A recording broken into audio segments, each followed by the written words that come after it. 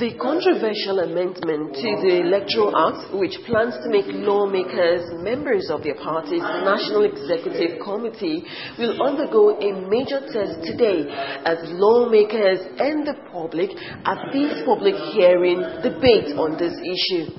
The public is expected to make input through this public hearing, squaring up against lawmakers who seem to have made up their minds to support the amendment and are ready to ensure that it becomes law. Virtually every stakeholder who attended the hearing opposed the proposal to make almost every lawmaker a member of their party's National Executive Committee, NEC.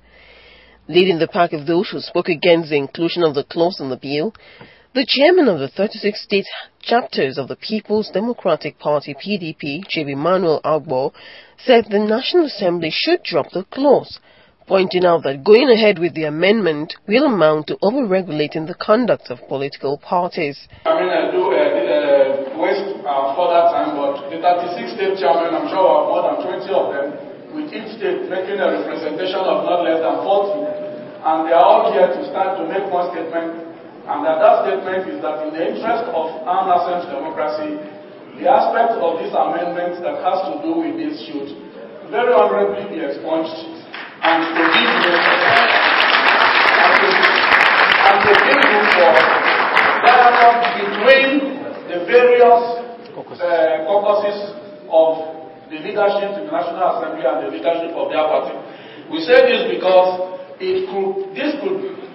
doing otherwise could precipitate agitation from other interest groups that will now begin to clamor for their presence in NEC. In his presentation, the PDP chairman, Okwesilie Zingodo, was of the view that having all National Assembly members of a party like the PDP in its neck would not in any way serve the best interest of the party's internal democracy.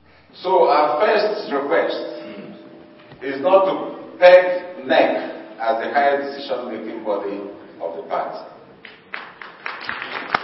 Our plea is from our own party structure, that we will prefer that they don't overwhelm the elected members.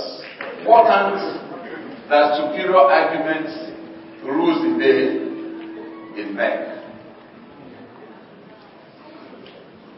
And I would like the National Assembly to have this in mind in composing the membership of NEC. Magzi Okwu, leader of the Forum of National Chairmen of Political Parties, which comprises about 14 smaller parties, also opposed the provision, describing it as untidy. House of National Assembly seeking to, by fiat, legislative fiat, write themselves into the constitution of their parties as members of the NEC. I think it's untidy. It's untidy because whereas they have the powers by constitution, the powers are there under the constitution, but is it proper? Is it proper? This regimentation is what is killing our democracy. And if, as my friend here argued, parties are behaving recklessly, irresponsibly, not have internal democracy, blame INEC.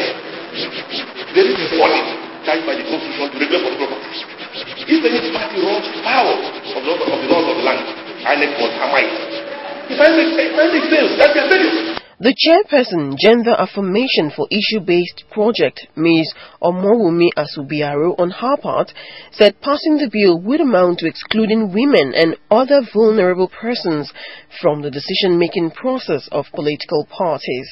In fact, the amendment, strictly speaking, that section that seeks to include members of National Assembly as members of all NEC for political parties, is an aberration of the tenets and principles guiding the effective operation and members of the mandate of political parties.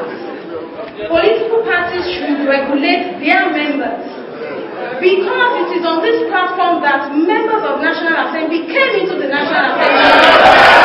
If this amendment is allowed, sir, we are trying to paint some different scenarios which I will then reel out. NEC will be composed of selected few that will then be pushing their agendas 2, there will be no room to accommodate the vulnerable groups, which comprise of women and people with disabilities, in the membership of NEC. We therefore reject this amendment. Stakeholders of Hatia say what becomes of this controversial bill, which they describe as self-serving, remains to be seen. Rachel Owa for ITI.